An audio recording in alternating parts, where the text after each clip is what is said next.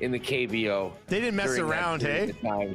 Shout out to the KT Wiz. Became my favorite team through all of this. But yeah, I mean, listen, I'll be honest. I'm not hitting a lot of Japanese or Korean baseball right now because there's some big games in the majors that we're hitting right now. The Lock Shop with Nielsen and Hustler. Weekday mornings at 11, only on EdmontonSportsTalk.com. Join friend of EST, Guy Flaming, for The Pipeline Show, Monday nights at 8 and Saturday at noon, as he has you covered with CHL, CJHL, USHL, NAHL, NCAA, and U Sports, plus the World Juniors, Frozen Four, and NHL Draft on EdmontonSportsTalk.com.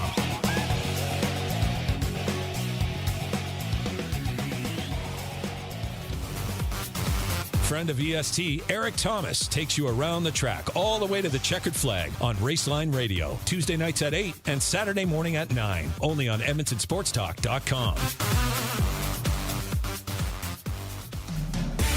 Catch up with friends of EST, Andrew, Mike, and Kayla, as they get you in the huddle with the Edmonton Elks on the Turf District, Thursday nights at 8, EdmontonSportsTalk.com.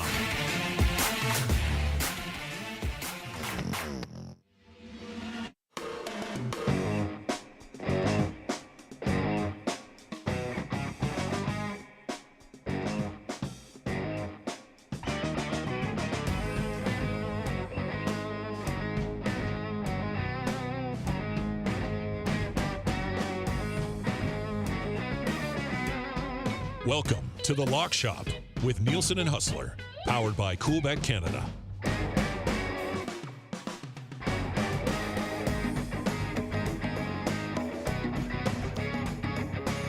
Well, happy Tuesday, everybody, and welcome back inside The Lock Shop. Dusty and Huss. No, Huss is not with us right now. Winnipeg Jets have their availability after the big signing, so Pat Gregor is going to step in, and then Huss is going to pop by as well. Patty, what's going on, buddy? Happy Tuesday. Happy Tuesday to you as well. While we're on the topic of that signing and Huss and Winnipeg, an all-time reaction video of Huss yesterday, finding out that news while in a super target, not just any target, a super target. He's trying to like whisper and be respectful, but he's losing his nuggets at the same time. All-time video. Great reaction vid. We talked about it a little bit on our show today. It just seems so weird that he was in the produce section. Like, I just don't see Huss being a big produce guy. Like, I think he was probably in such a haze after the news that he ended up in front of a table full of half gone bananas, and it was hilarious. That's the most emotional I think I've ever seen Huss. It was awesome. It really, you could see, like, in his voice, in his face, he was purely shocked. And great point. I definitely didn't strike Huss as a produce guy. Maybe he was in the candy aisle and started to record. This doesn't look great. Maybe I should go somewhere else, and popped in front of the avocados or maybe some peaches, whatever it may be. But a huge deal for the Jets. Big news coming into the season. And he mentioned it in the video. You guys have been a part of it in Edmonton. Toronto certainly has been a part of it.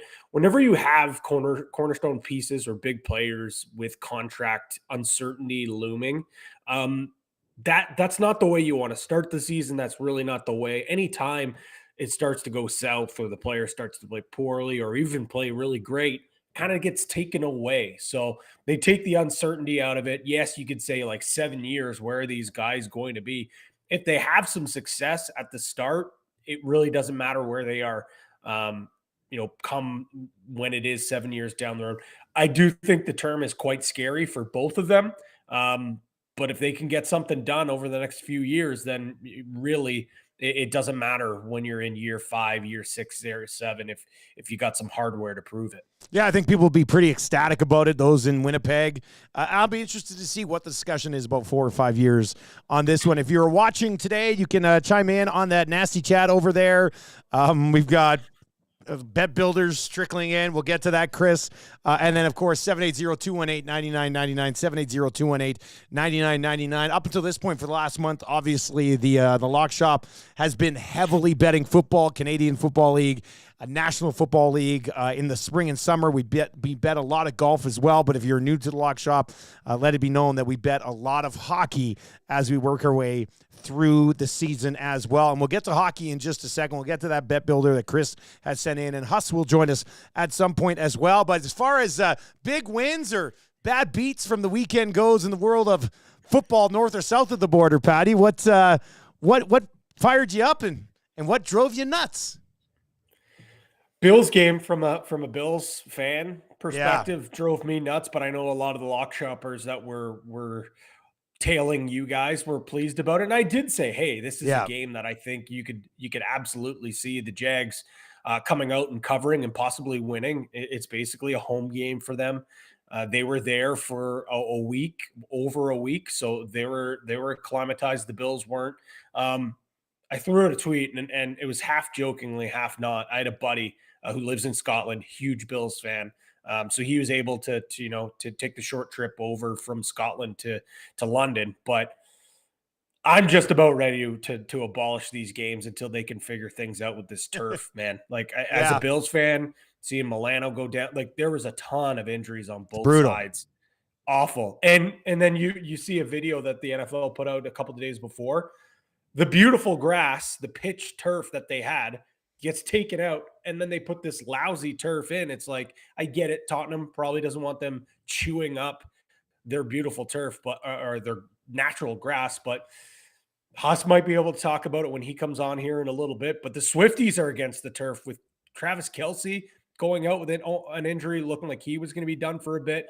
There was a hashtag on Twitter that was trending, hashtag Swifties hate turf. So I think if we can get the Swifties on our side to get rid of turf and have all games played on artificial or not on artificial and real grass, I think we're on to something. If anyone can do it, it's the Swifties. All right, Hustle, join us in just a second. I'll have Maddie come in and slide him in to position here as well. I mean, the two things that hurt for me, I had the Texans on pretty much everything, and it was a really good week for the Lock Shop. Like, our individual picks worked out pretty well. We were close on a bunch of stuff. The Texans killed me. Yeah, the Texans was a tough one, and they're a team that I think, a lot of us maybe weren't too high on them to start the year, but they've impressed and they've looked good. That was a tough one. Just so many field goals. They just kept settling for field goals, right? It was just like, come on, guys. Exactly. Some questionable calls indeed. For me, again, my ride with Patty, I think, just missed out on one pick. It was Miami minus 6.5 in the first half. That cashed. Yeah. The Jets won outright, and the game that Huss was at, we just barely missed out on the over in that one. So overall, really solid. On the Sunday nighter, I hit the first touchdown score with Kittle, and any time touchdown score with Juice. So I was feeling pretty good after this week. But when you look at it, the Lock Shop partner parlay, my partner parlay, the two big ones were the ones that missed, but everything else was pretty good, minus the Bills losing. Well, except for the field goal that hit the upright last night that would have covered the over 3.5 with 2 minutes left in the bloody game. Let's be honest, they shouldn't even been kicking that field. No, I know, but I was so happy they were. Well, I jokingly put in the group, like McDaniels, like, go out, kick this field goal. And then sure as shit, it's a 52-yarder. They're actually going for it instead of just running it up the gut, get the first down and end the game. And I mean, that guy's almost been fired, 17 times now. I know the Patriots are a dumpster fire, but we're getting a revenge game against Belichick. I don't feel good about betting on the Patriots right now, but if they're going to win a game for the rest of the year, I think it's going to be with McDaniels against Belichick. But I mean, we're still far ways away from NFL action. We got a lot of other stuff to talk about, including opening night of the NHL. Well, and we'll do that. And we go to a super target somewhere south of the border and bring in Andrew Husser Patterson. Huss, what's up, buddy? Things are good, boys. Things are good. Had an unbelievable weekend down in the Twin Cities. Got a chance to see Michigan steamroll Minnesota on Saturday night. Thank you to the scheduling gods that flexed that one into prime no doubt. So we got there in time. Yeah. And then saw Mahomes complete the bingo card. He's now beaten every other team in the National Football League. But let's not bury the lead. 4-0 against the spread. The ride with Huskashes. It was a wonderful weekend, and then we get the bomb drop that took me to the Super Target, dropping live reaction to huge news here in Winnipeg with the dual extensions to Scheifele and Hellebuck. Everything is happening, Dusty. You got to take us behind the scenes. Like, why were you at the produce section? As you, Chaz, said in the chat, he goes, with the loudest whisper of all time. Like, what took you to the produce section of a Super Target for a video that will probably go down in infamy at Winnipeg Sports Talk's YouTube channel? Like, it's already got over 30,000 views. It's hilarious. So we're coming back, and I mean, we were on a like a Vikes fan bus, basically. Like, there's tons of Viking fans here. There's a couple guys that have been doing tours for a number of years, and they had it was an unbelievable deal right off the bat. That's why me and a good friend of mine jumped on it in July, knowing it was Thanksgiving weekend. And perfect. Nothing's going to be happening on Thanksgiving Monday. Everyone's got the day off. So whatever. We left the Twin Cities around 9, stopped for lunch. We were cruising in. Once we get into North Dakota, I guess a lot of people want to pick up stuff that they can't get in Canada. So they do like a 20, 30-minute stop at this Super Target. So about 2 minutes before we stop, I get a phone call from a hyperventilating Michael Remus telling me this is happening. And I mean, to be honest, I can't even tell you how stunning. Oh, I mean, listen, that was about 5 minutes when I recorded that video. It was about 5 minutes after I had been informed that this had taken place, but I still was wrapping my head around it. And that was literally instant reaction. But anyway, so we're at this Super Target. I'm walking in there and I'm like, what am I doing? I'm not gonna buy anything here.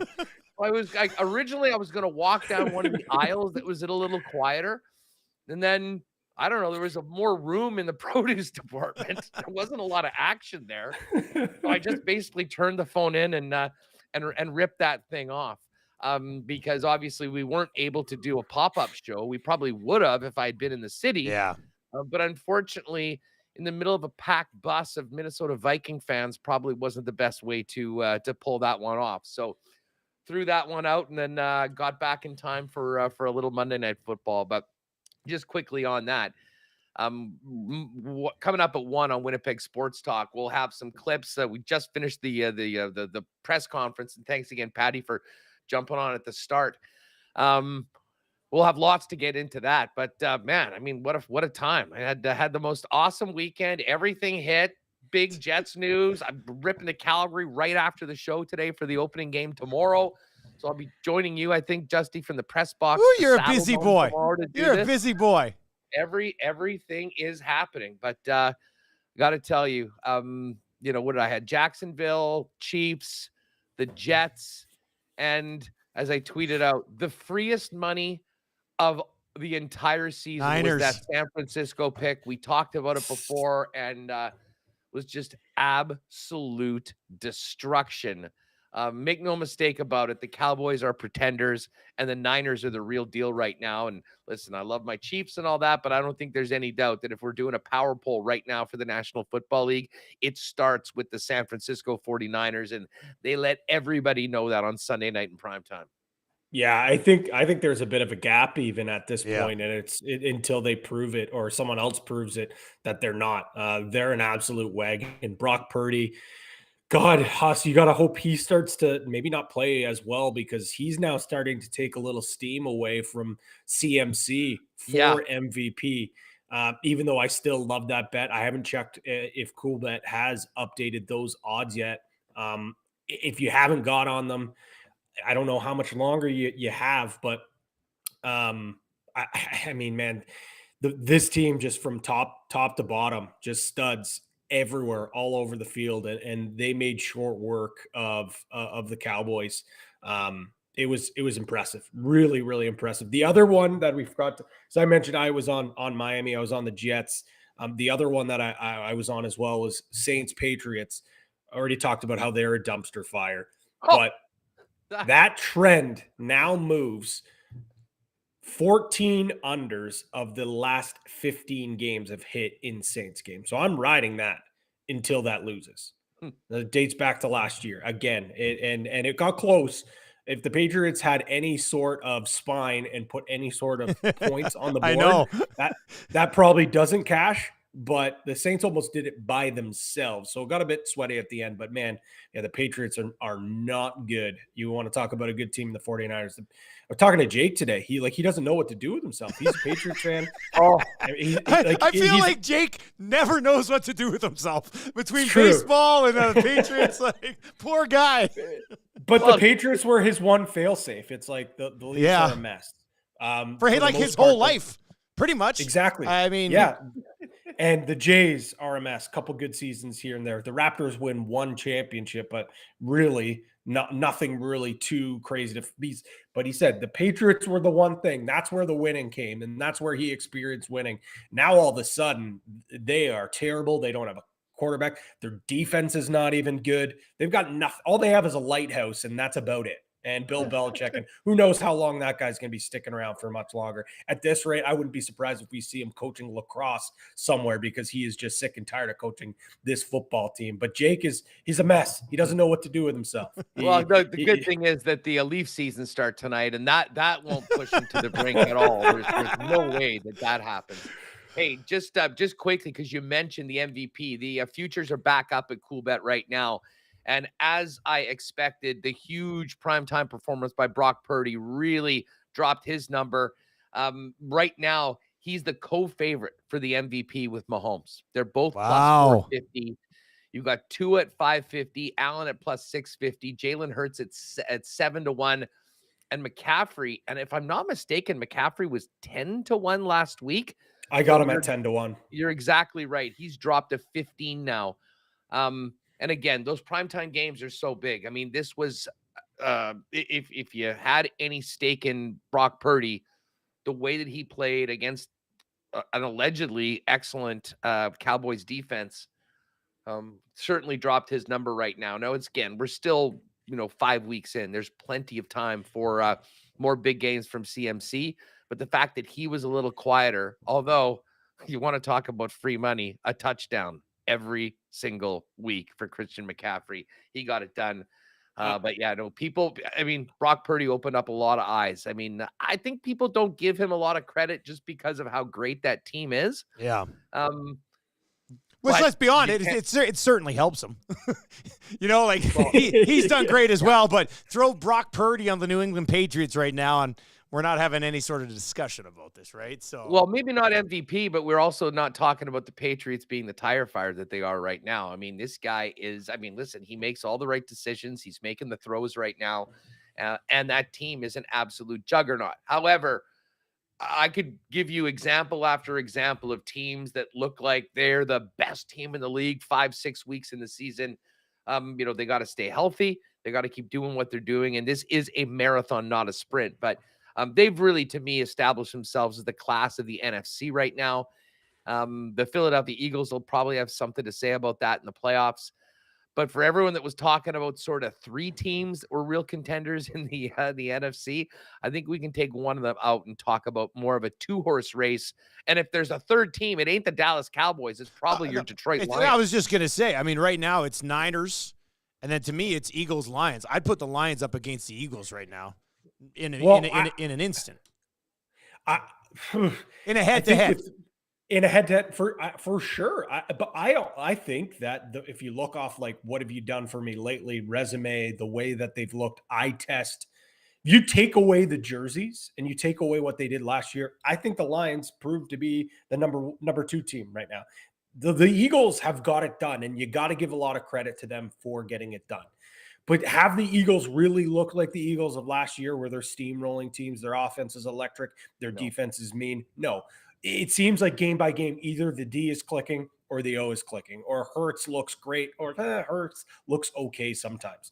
The Lions, with maybe the exception of that hiccup game against the Seahawks, have proven to me that they are a contender. And yes, maybe it's just like they're the 2, they're the 3, and that could flip-flop at any time, no doubt. But I think there's still that stigma around this Detroit Lions team because they are the Lions. and people aren't giving the credit they deserve, they need to be there right in the conversation alongside the Eagles for that number 2 team in the NFC. No doubt in my mind. God, it feels so good to hear that. It just really does, man. They look good. Jared Goff looks legit, man. And they've got the rest of the pieces there right now to help as well. I wanted to hop back just to the 49ers, not to wax too poetically about them, but it's really well deserved. They're a team that absolutely whiffed on that Trey Lance pick. Taking him 3rd overall. Like most teams, that would set you back for how many years? But then they don't skip a beat. In 2000 and what was it, the 22 draft, they go out and take Purdy with the last pick. Like if you're the Steelers right now, you're thinking like they got Kenny Pickett with the number 20 pick. Like I know hindsight is 2020, but like the Steelers got to be thinking like, was that the right choice with Pickett? Like I know he's banged up right now, but like that's another team that's in absolute disarray. Would not be surprised if we see changes there at some point. But hey, they figured out a way to win. Yeah, they did. They beat the Ravens. Like, and again, Huss, you said it. I'm implementing the rule. I know I said I was going to, and I didn't. It is now being implemented. If there's a game in that division and it's more than a field goal, I'm just taking the dog because that's just how that division works. Doesn't matter how each team is playing because it proved that those games are just always close. They come down to the wire. It's in a tight defensive battle. Well, I mean, that everything was going my way this week. I mean, listen, half a point away because we did have a little piece of Houston on one of the parlays. Yeah. From it going. Because, I mean, I was in on Pittsburgh, and then I made the executive decision to take that out and put Jacksonville in. Well, they both got the job done. Yeah. Listen, I didn't see the Pittsburgh game. Obviously, we were getting down to the stadium and get ready to go in. We were just sort of following it. But I did watch the highlights afterwards. They had no business winning that football game. And Lamar Jackson got done so dirty by his receivers. You're looking at his fantasy numbers. Like, what do you mean 9 points? And then you look at the drops in the end zone that his receivers made. I mean, that reminded me in a different way of Kadarius Toney in week 1 against the Detroit Lions, a game that they absolutely should have won if the receivers could just hold on to the football on perfectly thrown balls. So Pittsburgh is somehow, and this just goes back to the genius of Mike Tomlin. I don't know how the hell he does it. But right now, Pittsburgh is in first place in the NFC North. They're probably the 4th best team in that division. And yet TJ Watt, that defense, making things happen. And Kenny Pickett is sort of a guy, he only needs to make a play or two a game. They got that one to George Pickens. And the next thing you know, they're in first place. It's a bit of a head scratcher. But yeah, I mean, I think we need to just make that a betting rule. If you're getting more than 3 points on an underdog, especially at home in that division, it's an auto bet because it just seems to turn out that way. Yeah, it's crazy. And Huss, you said you didn't see any of the game. Just go back over the last 5 years and just rewatch a Steelers-Ravens game because that's essentially what it was. Like it was just your peak Ravens-Steelers game, physical, not a lot of offense, some defense, and Tomlin, just like you said, getting by the skin of his teeth to pick up a win. You just quickly, you mentioned Trey Lance and that trade by the Niners.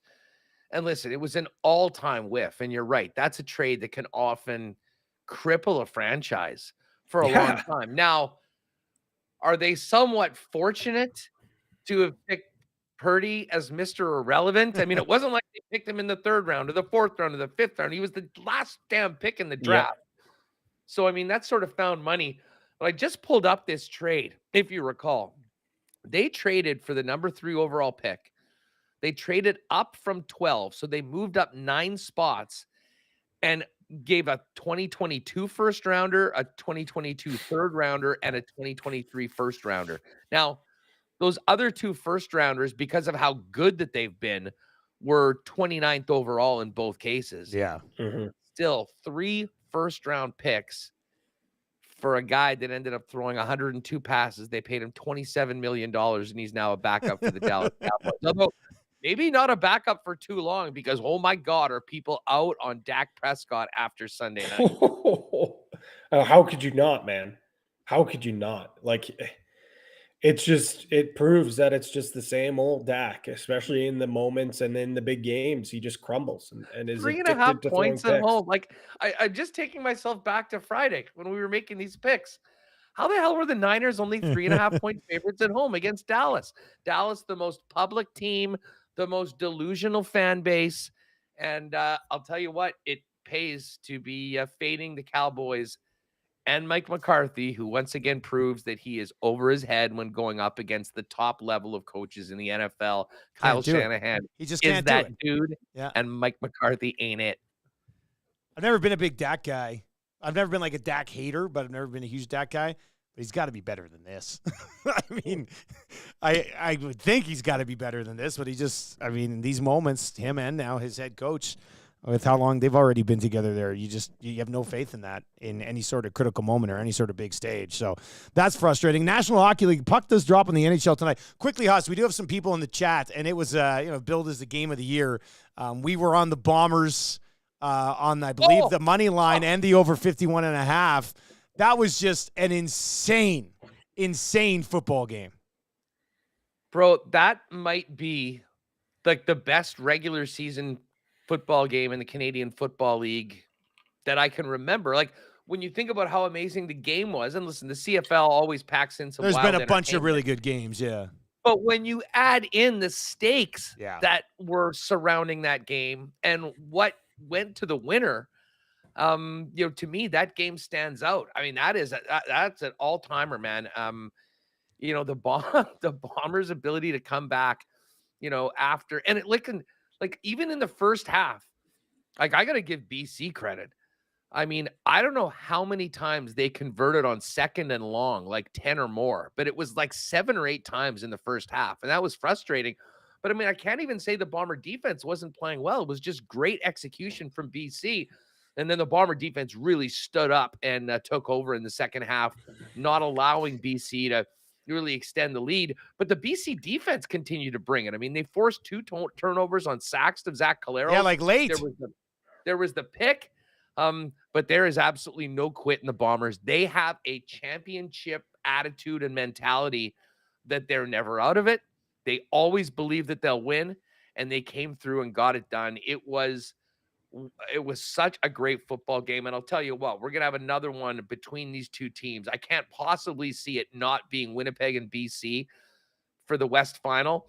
That being said, it's going to probably be a little bit of a different looking game because that sucker's going to be outdoors on the prairies in the middle of November. And that is a far, far cry from the dome and the comfy confines of a BC place. So, it's crazy. It seems like that was about a week ago. I know. Well, when you have the best weekend of your life, Huss, I mean, what are you supposed to expect, right?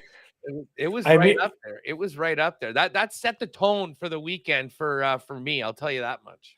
After I think it was on the Friday show, Dusty and I signed off, and I asked, I was like, okay, what are we on again for that game? And he mentioned the over. That was for the lock shot, but also the parlay had the money line in there. So he was like, you know what? I'm going to parlay Bombers to win, took the over, sat down, watched the whole game. It was an absolutely electric game. But the big thing for me, you mentioned the championship pedigree. 18-3 is the Bombers outscored the Lions in the fourth and overtime. And that's just the difference between a team that has been there and a team that is still learning ways to win and become a championship caliber team. But I signed me up for this matchup come playoff time. What an unbelievable game. As a casual CFL fan, I was completely drawn in. I loved it. I loved every second of it. Yeah, sure. Having the over certainly helped. But it was an electric game. I really enjoyed it from start to finish. Well, and just on that, I mean, Dusty, maybe you can speak to it because, as I said, I was on a bus or in a Target making videos. I did not see it, but I was incredibly disappointed at the result of yesterday's game because, of course, we had the first 2 legs of the CFL partner parlay and needed Ottawa to play a tight game, a close game with the Alouettes. And I mean, all I saw was the score, but that was an absolute mismatch. 29-3. It didn't sound like we really had much of a sniff. No hope. The Red Blacks went full Red Black.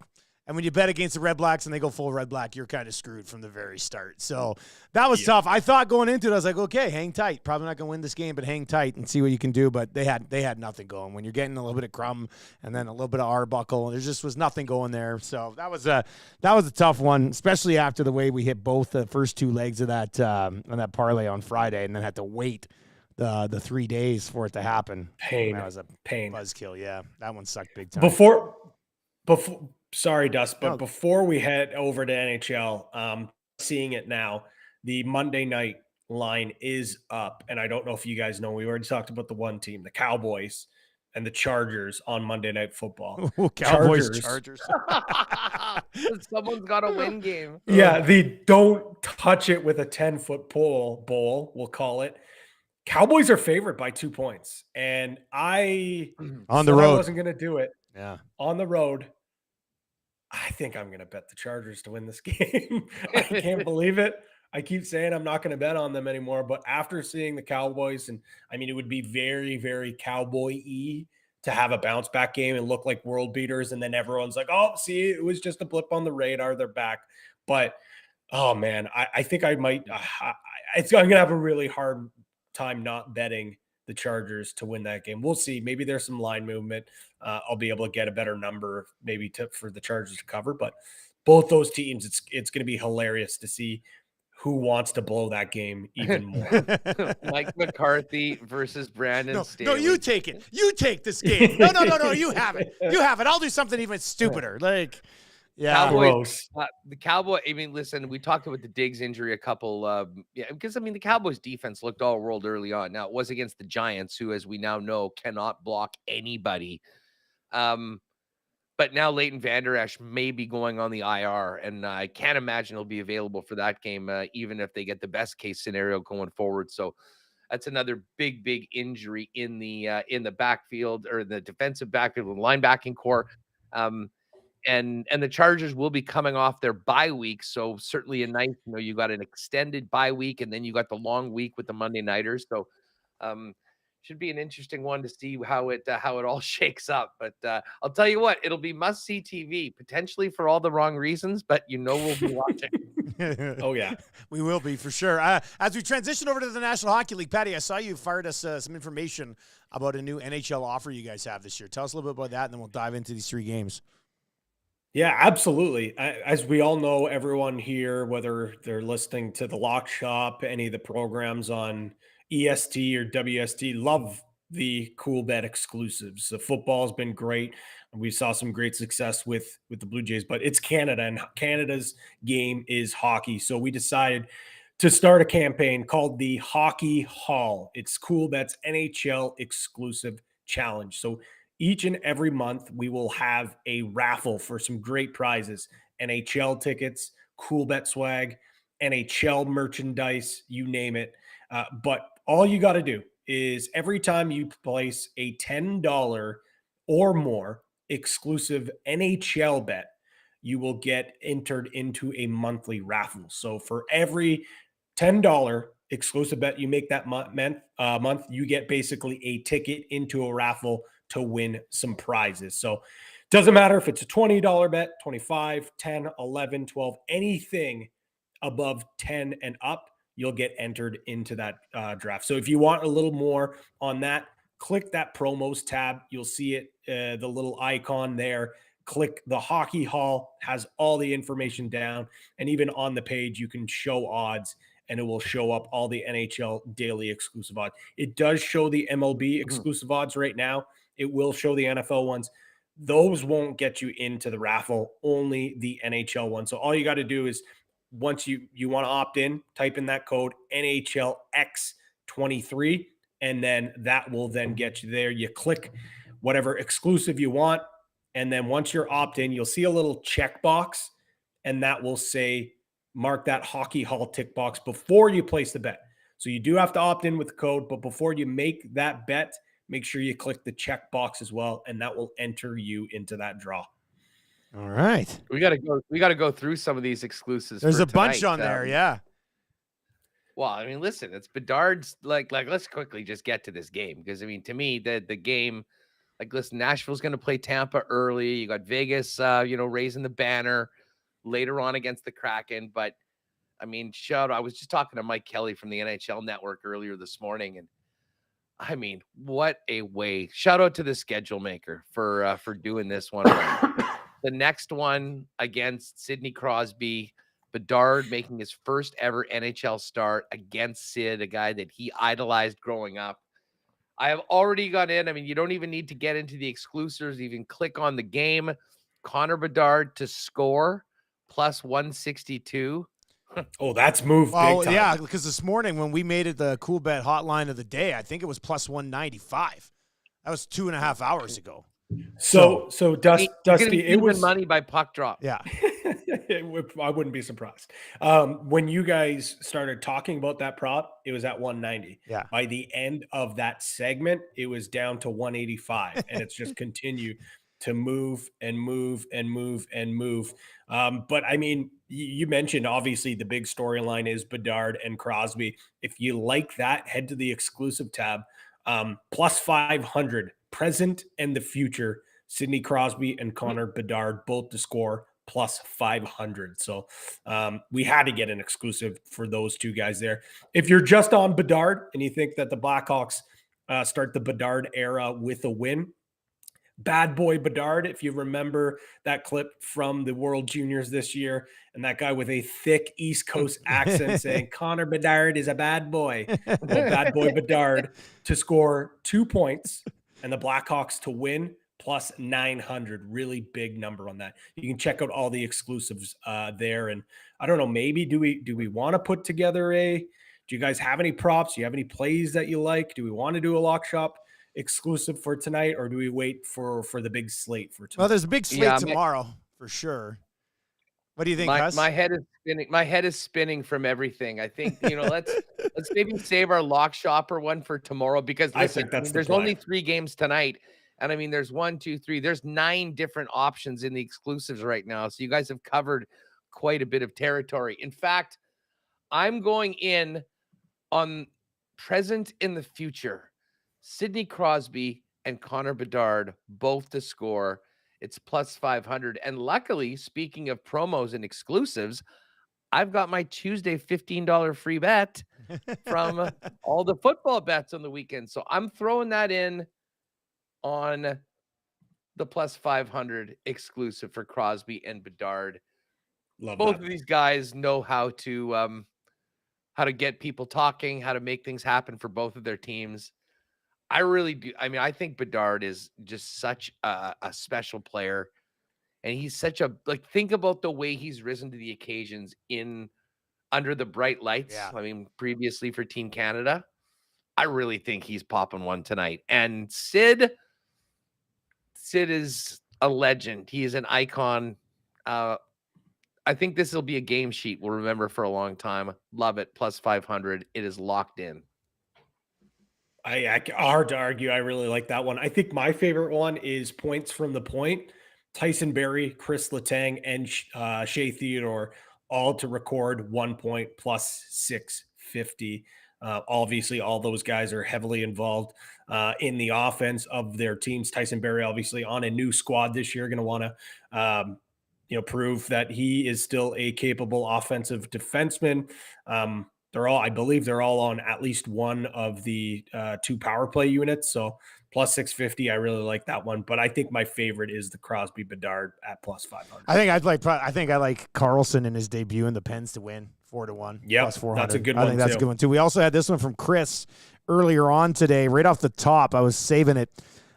Chris says, thoughts on this bet builder, boys? Penguins to win, Bedard over 1.5 shots, Letang under 3.5 shots, and over 4.5 goals in the game, plus 190. So that's a little bet builder. I know a lot of you probably dive into the bet builders for the NFL stuff. But as far as the NHL goes, it's good to get in on the bet builders as well. I was just browsing around on the bet builder too. I think the player shots might be off the bet builder right now. They might be making some adjustments over there. Somebody else was in and says, I like Taylor Hall over 2.5 shots and the Penguins team total over 4. That Taylor Hall one, it's coming up in the, I don't want to spoil anything, but make sure you're watching later on Cool Bet socials, because I got on that one too. I like it.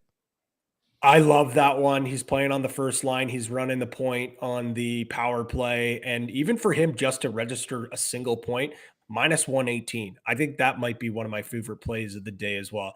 I think Taylor Hall, I don't know how Chicago is going to be really this year, but if Bedard is what he's billed and it looks like he's going to be really good this year, it's not going to take him a while to acclimatize him to the NHL. He's going to be alongside with him. I think he puts up a lot of points this year. So I don't know how long we're going to see Taylor Hall minus 118 to get a point. So we might as well jump on it now.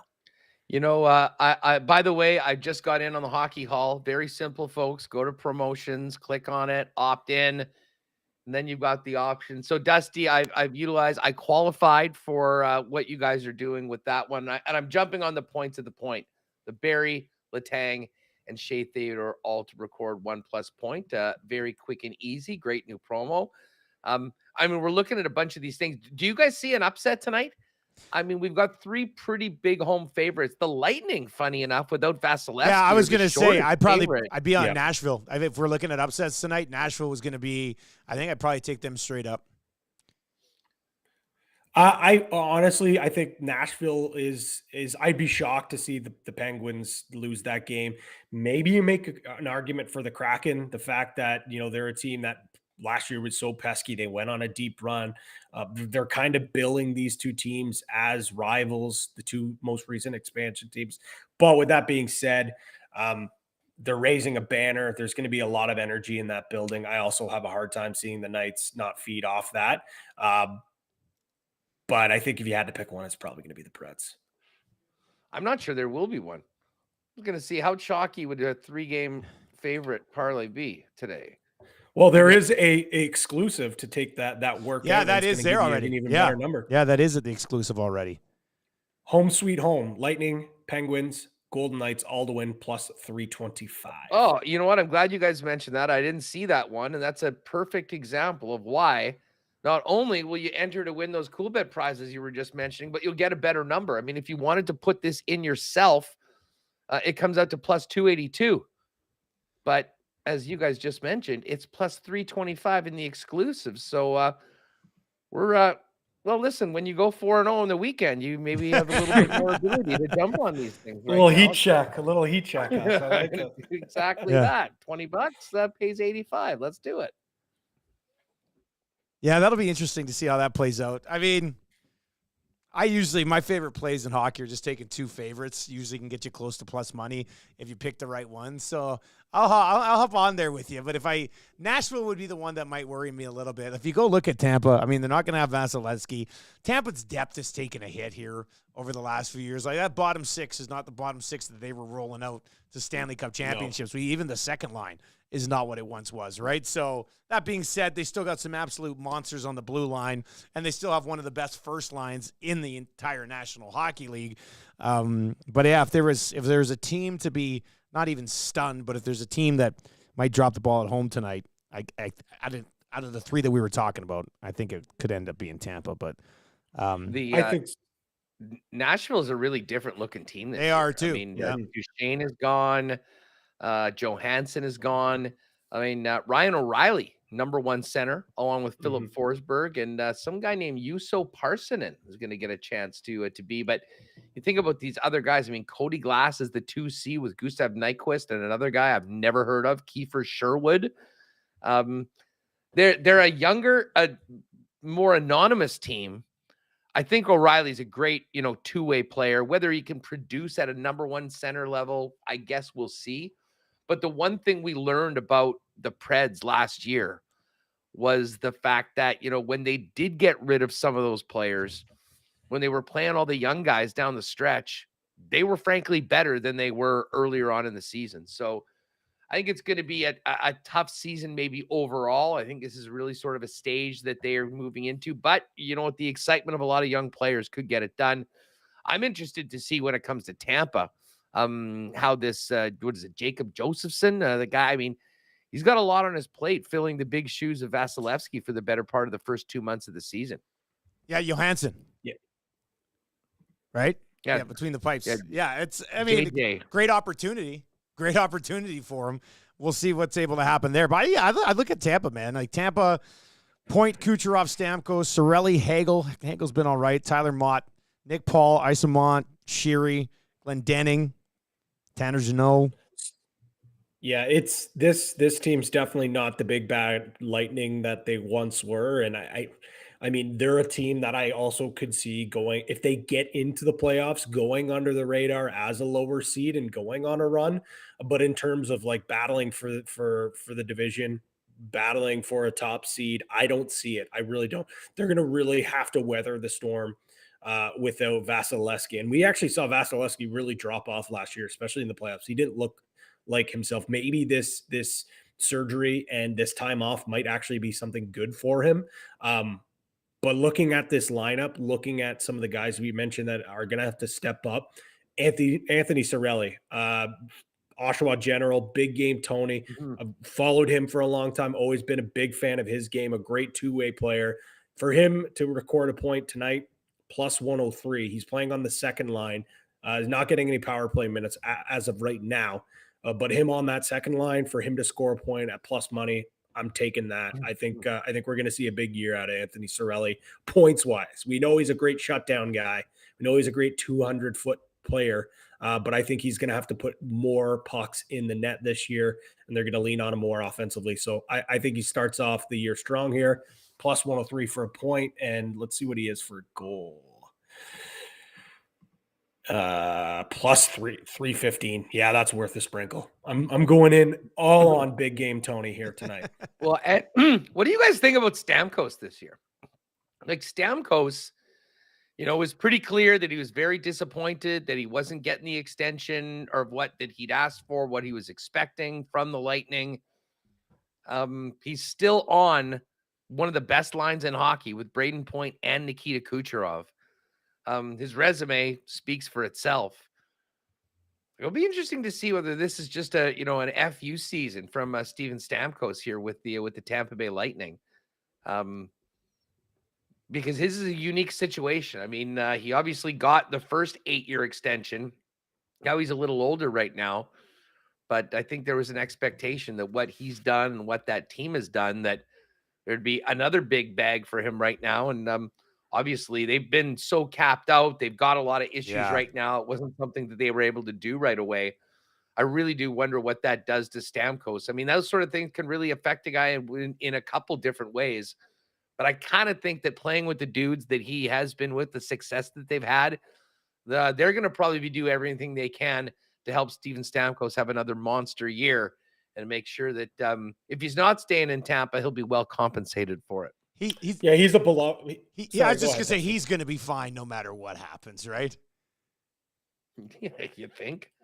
He had 84 points last year. He had 106 the year before. There were some people that thought, the injuries were catching up. That's not the case for Steven Stamkos. He's beloved in that locker room, and I think for him, you mentioned Huss. I think he is going to play with a chip on his shoulder. I think he's going to have an FU season, saying, "Well, if you don't want to talk contract, I'm just going to fill the net and give you guys no choice but to extend me, or I'm going to go get paid somewhere else." I really see that happening.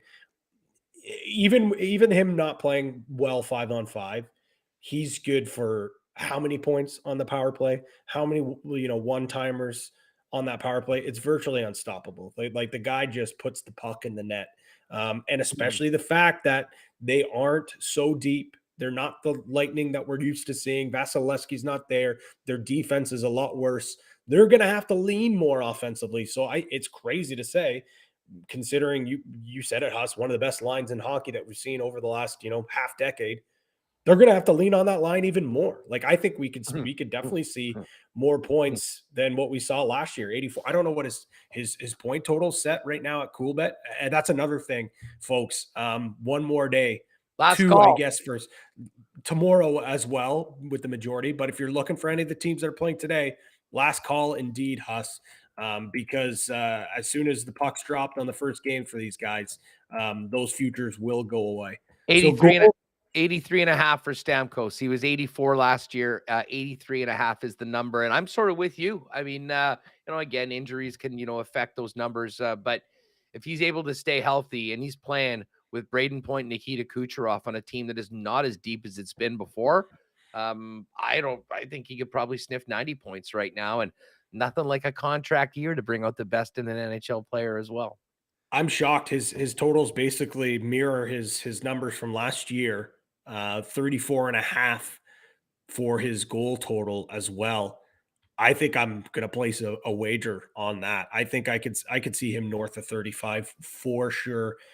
It's almost like the bookies forgot that this was a contract year. I mean, we know these guys, man. They're smart. They know contract year. It's time to put up to make sure you get paid. And I know Stammer's made a lot of money over his career. He's got a beautiful house down in Florida. He's got a great house up here in Markham in the Greater Toronto area. But once you get money, you're never sick of getting more money. He's definitely been well compensated. Another guy who's getting well compensated and will make even more is your guy, Connor McDavid. Just before I roll, I'm looking at these point totals.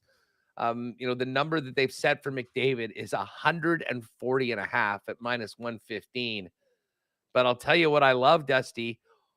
149.5. Can McDavid get 150? I think he can. It's plus 260. So, I mean, that extra 9 points taking you from a minus 115 to a plus 260. I don't think there's many people that don't think Connor McDavid can do that. And as I say, I think that'll be a fun one to follow throughout the year. As long as he can stay healthy, that is absolutely realistic. And Huss, just so you know, too, I'm not sure if you did know, 150 would bring him up to career point number 1,000. So you don't think he's got that on his mind? Absolutely. The guy is absolutely motivated. Sure, he wants to win a cup, but let's not forget. Plus 260. I like that number for sure.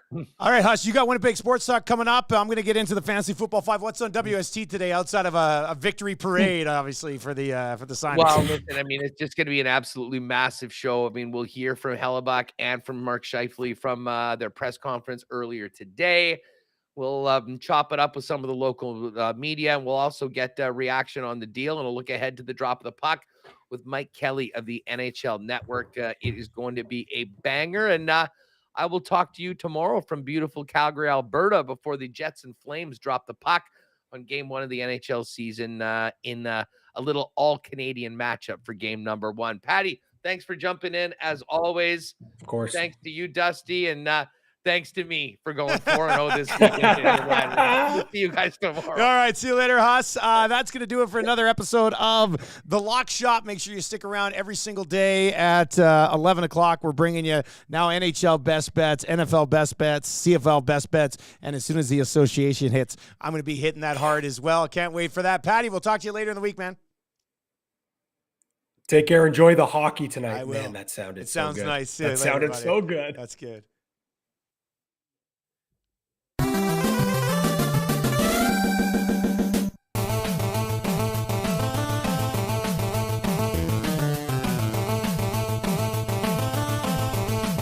All right, what's going on, everybody? Welcome to the Fantasy Football 5, brought to you by our NFL partners at Century Casino on Fort Road, the new sports bar and lounge there. They are our home for all things NFL. You can join Lieutenant Eric on Thursday night. He was not there, obviously, on Thanksgiving Monday, but every Monday and Thursday, you can join him at the Century Casino sports bar and lounge on Fort Road. Should end up being a pretty good time this week and every other week moving forward here, Mondays and Thursdays. We had a great time there last Thursday. It was outstanding. Fantasy Football 5, if you have any questions right now, hit us up in the nasty chat there, or if you are listening online, easy to text in, 780-218-9999, 780-218-9999, and we can get to a few of those as well. I mean, the big story here is what is happening with the Minnesota Vikings and Justin Jefferson being out. If you are a Justin Jefferson owner, it is a mad scramble to the waiver wire. Maybe you're deciding to hop into the old text machine and fire out some text to a few guys and see if you can pull the trigger on a deal. It's that time now, right? Jefferson owners are going to be desperate. Can you take advantage of them? We'll get into that a little bit as we work our way through this bad boy. I mean, the obvious options here are Jordan Addison, who, he's having a rookie season. That's basically what Jordan Addison is having right now. I mean, there's been some flashes. There's also been some weeks where he's done absolutely nothing. I would still go out. I mean, I think priority number one would be to get Jordan Addison. Now, I'm one of those guys who was not able to afford to have any Justin Jefferson in any of his dozen fantasy leagues this year, but I do have a lot of Jordan Addison, so I'm actually pretty excited about what Addison might be able to bring to the table here. Option number two would obviously be, and this guy could still be available in some leagues, some not so deep leagues, but KJ Osborne, that's going to be one of those big fab purchases this week. So those would be the two guys. You still want a piece of the Vikings offense, I think, and between Addison and KJ Osborne, probably something you can try to get your hands on. I would think this does make Addison a must start in most leagues, even if it's as a flex every single week. And then KJ Osborne, with bye weeks starting to creep up here and stuff like that, he's a guy that you can probably put in on a few of your lineups as well. Some other options. What else could you do to replace Justin Jefferson? If you have Justin Jefferson, you're probably thinking you've got a pretty strong team. Do you go out and pull the trigger on a deal for somebody, right? Maybe you go out and buy somewhat low on CeeDee Lamb. I would love to see Justin Jefferson owners going out there. Now, you don't want to trade Justin Jefferson, I wouldn't think. Mind you, it'd be interesting to see what you could get. You don't want to do it in a keeper league, but in the right spot, in some just season-long leagues, you might have a guy who, this would be an interesting approach to it. Let's say there's somebody who's 5-0, 4-1. They have a lot of wide receiver depth. You need somebody because you're sitting at 2-3 or 3-2. You trade Jefferson to them, sacrifice it, but get one or two.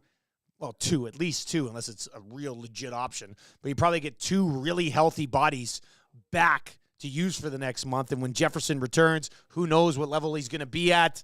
The other guy takes the risk because he's off to a nice start. He can afford to give something up with significance and have Jefferson just sit on his IR. And if you're desperate and you find yourself in that type of tough spot, then that's something that you could look at as well. So, I mean, that would be one thing that you could possibly look at. Other guys you might want to look at possibly on the waiver wire. There's Rice with the Kansas City Chiefs. He's getting targeted a decent amount. Where's that number I had? Here it is. He's targeted on 36% of his routes. So he's a younger guy. He's not getting a ton of routes, but when he's out there, they are moving the ball to him. So that's a guy that I would possibly look at as well. And then Quentin Johnston's an interesting one because I'm not sure he's ready for the role that they need him to be ready for right now with the Chargers, but that's a guy that you might be able to find out on the waiver wire that you would take a look at as well. None of these guys are going to replace Justin Jefferson, but can they help you pick up a couple of wins over the next month?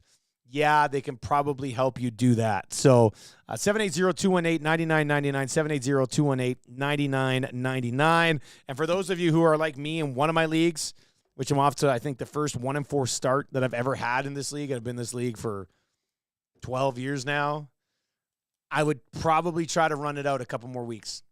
Push it a couple more weeks, see where you can get to, and then pull the trigger if you decide to sell for the year if you're in a keeper league or a dynasty league. All right, that's going to do it for today's installment of the Fantasy Football 5 every single day around 11:50 after the lock shop before our noon hockey programming, which alternates here, obviously, at EdmontonSportsTalk.com. Two guys and a goalie today and Thursday, and the oil stream Monday, Wednesday, and Friday, and that's what we're going to do. We're going to direct you right over. So make sure if you're watching on YouTube, the autoplay is on. That'll send you right over to two guys and a goalie. Let's get to one quick one here from a Bootski. Gets in just in time. Burrow versus Seattle. Stroud versus the Saints. Howell versus Atlanta. Who do you start? Burrow and the Bengals offense look pretty good this week. That game against Seattle, probably a high-scoring affair. So I would go back to the Joe Burrow this week with Stroud at number 2 and Howell at 3. Chris says, I'm getting a little worried about Mahomes. Was expecting better fantasy numbers, but can't miss the next 5 weeks. Yeah, you can't be worried about Mahomes. I mean, not every season is going to be huge for fantasy, but in the end, when it's all said and done, he's going to be a top 3 quarterback. Same with Travis Kelce. I had Travis Kelce in a few leagues. A little worried about Travis Kelce. But he put up pretty good numbers this past week. Looked like he practiced today as well as they get ready for Denver on a Thursday nighter. So that's something to keep tabs on as well. All right, that's going to do it for this episode of the Fantasy Football 5, brought to you by our great NFL partners, Century Casino on Fort Road. We do have 2 guys and a goalie coming up here at EdmontonSportsTalk.com. Matt Cassian and Joaquin Gage will be by to join us for that one. We'll dive into the Winnipeg Jets getting their hands on Hellebuck and Scheifele long-term. Obviously, the Oilers, they were on the ice today at 11. We'll dive into anything that happened coming out of practice there as well, but that'll do it for the Fantasy Football 5. We'll talk to you on 2 guys in just a second.